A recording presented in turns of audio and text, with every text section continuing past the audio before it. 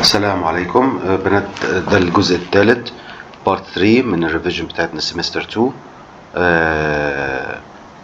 هنبدأ بكويستشن 3. طبعا معلش يا حور عوض، كنت عايز اشرح لك بعض الحاجات بالعربي بس مينفعش، لازم عشان كله يفهم لازم يكون كله بالشرح الأسئلة كلها بالانجلش. Let's start with question 3. Find period asymptote vertical shift and phase shift of the function y equal to sine x minus pi over 2 plus 1. This is characteristic of trigonometric function, and as we know we have three types of trigonometric function: sine, cosine and tan. Sine and cosine brothers, and tan is cousin. So if you just try to scan this QR code, you will find the table will guide you to find all the characteristics easily. This is the table we have studied together before, how to find the amplitude, period, domain, range, asymptotes, effect, translation, phase shift and vertical shift. If you don't have this table, try to scan this QR code, will give you a PDF file to know all characteristics before starting. Girls, before solving this question, you need to know how we can extract. This is the function general form. We have four constants: a, b, c and d, and before finding any of this characteristic we need to know what is a equal, what is b equal, what is c and what is d. From the given function we can extract all these constants which will guide us to find all the characteristics easily, and you can use the table to find all these characteristics. A is the coefficient or the number in front of the function. In front of the function, it means what is the number in front of the function? Here is 2, so a equal 2. Then b is the coefficient of x. Coefficient of x, the number in front of x. Go inside the bracket. What is the number in front of x in this place? No, it is not 0, or either it's not x, it is 1. So please don't make this mistake, right? If there is no number here appear, it means 1. What is c? C is the constant number inside, or we call it in the sine function or trigonometric function the angle. The angle, or c, is pi over 2, or minus pi over 2. Minus pi over 2. And then finally the d is the constant in the function outside the bracket, which is plus 1. Now go to know which characteristic he wants us to find, and again you can use the table given to find all characteristic easily.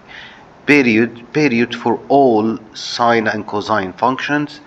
Period, let's write it together. Period is equal to 2 pi over b. Already 2 pi with no any change, it means 2 pi, and go here you find b is 1, it means 2 pi over 1, or because 2 pi over 1 is 2 pi, so no need to write 1 in the answer. This is the period. Then go to asymptote. Asymptote is I think it's easiest one, because asymptote for sine and cosine all the time, there is no asymptote for sine or cosine. What is the meaning of asymptote?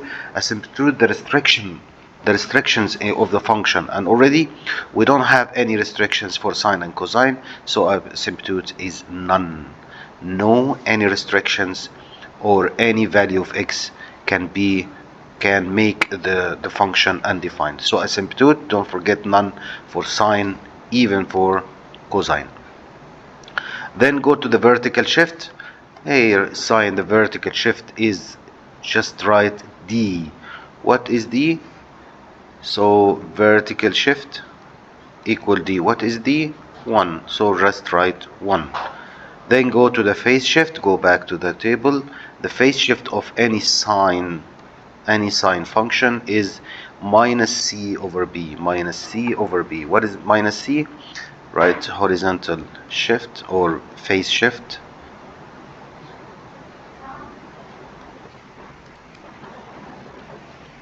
equal minus c over b. What is C? C is minus pi over 2. When you have minus of minus, it means plus, minus of minus, it means plus pi over 2. This is C. Over B, minus C over B. What is B? It is 1. So pi over 2 over 1, it means pi over 2. The last, done خلاص. Period, asymptote, vertical shift and phase shift, all done.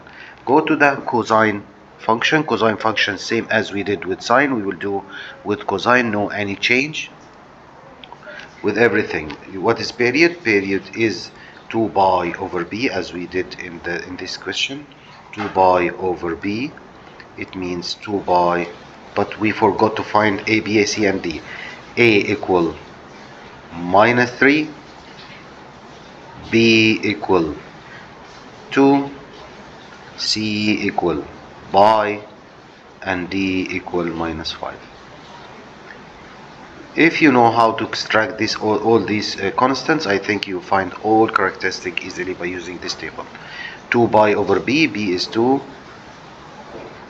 2 pi over 2, it means you can cancel this 2 together, it means pi. This is for period. Now for asymptote, as I told you, asymptote, no asymptote for sine and cosine, so you can write none, and you can find all this information. You can find all this information in this table. See, as you see, asymptote, none for sine and none for cosine. Go back to the revision. Vertical shift, vertical shift, vertical shift is D. What is the D value? Minus 5. Go back to the table to check. Yes, vertical is D. Okay, now the last thing, which is phase shift. Phase shift is minus C over B. So phase shift is, what is C? It is pi, and put minus, it means minus pi over B. What is B? 2. Done. So all this question can be easily found by just following the given information in this table, and how to find or extract A, B, C and D. Now go to question 14. It's talking about sequences. Each row in auditorium increases and increases. It means getting bigger each term by 4 seats. What is this 4 seats? It means plus 4. It means this is the common difference. So D equal 4. Starting with it means the first term. So 6 here is the first term, A1 equals 6, because starting with this word, it means we start with the first term, which is A1, 6. So the common difference, the number we added each time to get the next term, it's 4. This is the common difference, and the starting term, which is A1, 6. Write the function and find the total for 20. So he wants us to find an, which is a1 plus n minus 1 d. No need here to substitute n, just write a1 and d. It means an equal a1, which is 6 plus 4 n minus 1 multiply d, which is 4. We need just to expand this bracket. It means 6 plus 4 n minus 4. It means 4n, 6 minus 4, 2. This is the nth rule, or the function. And then find the total of 20 rows. We need to write here the formula of sum of terms. S20. Why 20? Because you want to find 20 terms or 20 rows. S20. If you remember, our formula n over 2, then bracket 2a1 plus n minus 1d. This is the sum formula of arithmetic sequence. Then go S20 equal 20 over 2, because this is n. Here Sn. It means if n equal 20, you have to put n here 20. Bracket 2a1, which is 6, plus 20 minus 1, multiply difference 4. Use calculator to get the answer. Question 15. The time it takes to paint a wall varies inversely. It's very inverse variation. Inverse variation. When any amount increase, the related amount decrease. So they have opposite direction. With number of workers, if 4 workers can paint in 6 hours, how long will 6 workers? You need here to label each variable by a symbol or a letter. Time and number. Time 1 and time 2. Number of worker 1, number of worker 2, and try together to put the correct value for each one. Number of workers. If 4 workers, this is the number of workers 1, can paint in 6 hours.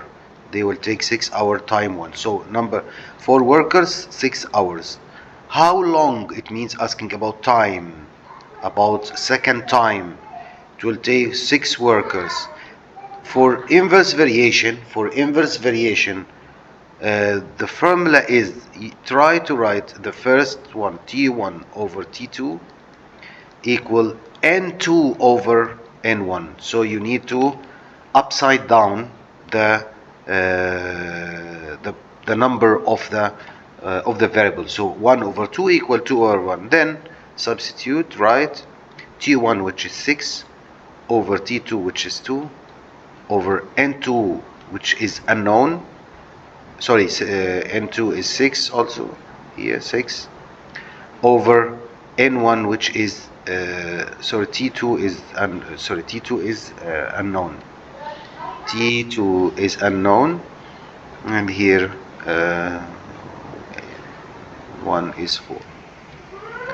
Okay, cross multiplying to get the answer. 62 equals 4 multiply 6, 24. Divide both sides by 6 to get T2 equal 4.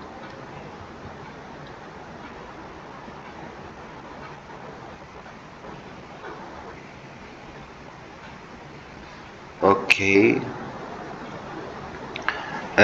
go to question 28. Every journey takes 3 hours. This is time 1. 3 at 60 km per hour. This is speed 1. Speed 1 is 60 km. Now the second case, how long? It means asking about time 2. It will take 4 at speed 2, 90 kilometers. This is inverse variation also, so we can write T1 over, this is T1 over T2 equal S2 over S1, as we did in the first example. So 1 over 2 equal 2 over 1. Now substitute. T1 is 3 over T2, which is unknown, equals speed 2, which is 90, over speed 1, which is 60. Cross multiplying, 90 T2 equal 3 times 60. 90 T2 equal 180. Divide both sides by 90 to get to T2 alone in this side. So divide by 90. Divide by 90. So it means T2 equal 2 kilometer, because this is time 2 hours. So if you drive the car at 90 kilometer per hour, you will arrive during 2 hours. Question 16. How many terms in the sequence? Please focus in this question. It's very important. How many terms? He is asking about number of terms, and as you know, number of terms is n. So he asking about n. He is not asking about A1 or common difference or anything, whatever. he asking about number of terms. How we can get the number of terms of any sequence? As you see, this sequence started with 4, ended with 64. So already we have the starting term and the end term. We can find the number of any sequence term by using the last term. This last term can give us the number of terms, because already if you count the numbers, this is 1, 2, 3, 4 until you reach to the last one. So please don't forget, the last term will give you the number of the given sequence. So we can write the formula of this sequence: a1 equal 4 and common difference equal 3, because 7 minus 4 is 3, 10 minus 7 is 3, so the common difference is 3. Now use this one as an equal a1 plus n minus 1d. This is the nth rule. This is our target n. So just replace this an by 64, the last one, which will give us the number of terms. a1 is 4 plus n minus 1 multiply d, which is 3. Now one variable unknown in our equation. Once you get this variable, it means you get the number of terms. Let's expand, simplify. 3 times n, 3 times 1, so 64 equal 4 plus 3n minus 3, and minus 3 plus 4 is 1, so 64 equal 3n plus 1. Take this plus 1 to this side by minus, it means 63 equal 3n. Divide both sides by 3. By 3 it is 21. So how many terms? There are 21 terms. Please repeat and repeat this question. It's very important just to know. If you want to know the number of terms of any sequence, use the last term.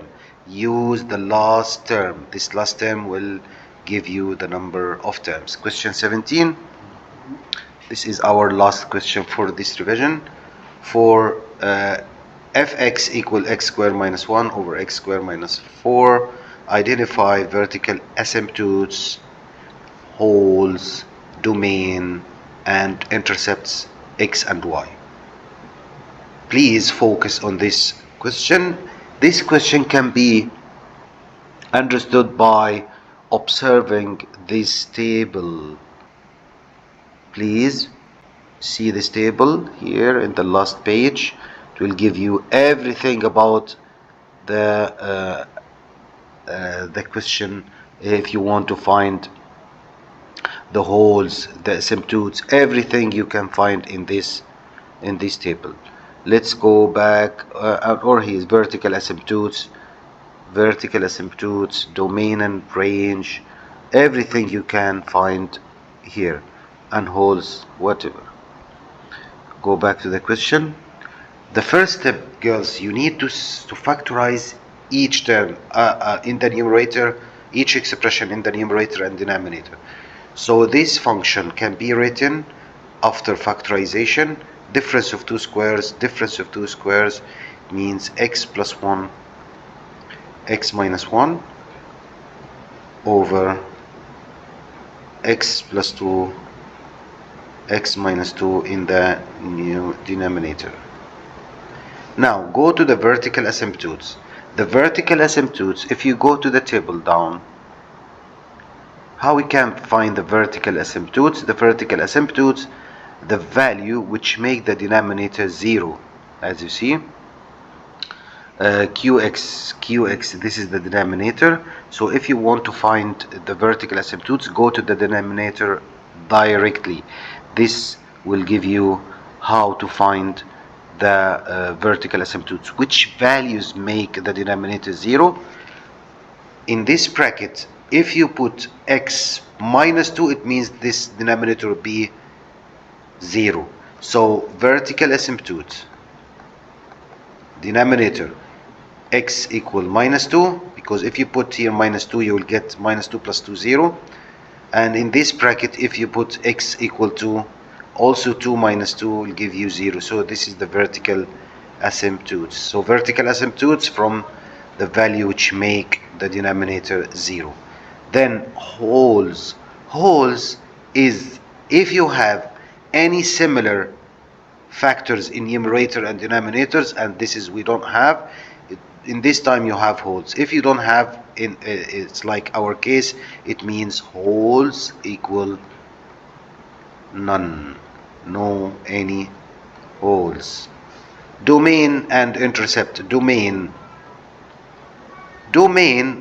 all the time connected with the vertical asymptotes, So if take these vertical asymptotes values and put it in the domain, because now domain is all real numbers except the asymptotes. What is that? Our asymptotes, they are 2 and minus 2. The last thing, which is intercepts. We have two types of intercept: x-intercepts and y-intercepts. X-intercepts can be given if you put y equals 0. So if you put y equals 0, we can find it from numerator. Equate this numerator by 0. X squared minus 1 equals 0. It means go to the numerator here. Which values of x can make this numerator 0? It means x equal 1 or x equal minus 1. If you put here minus 1, you will get 0. If you put here 1, you will get 0. So x-intercept from the numerator. Then go to vertical y-intercept. Y-intercept when you put x equals 0. X equal 0 except minus 2 and 2. So if we put x 0, ignore this one. If you put the x equals 0 here and there, x equals 0, it means x squared minus 1. This is the numerator equals 0. It means here this. Let's go to the here intercepts. So evaluate f0. It means put x equals 0. Let's go together here. Let me erase.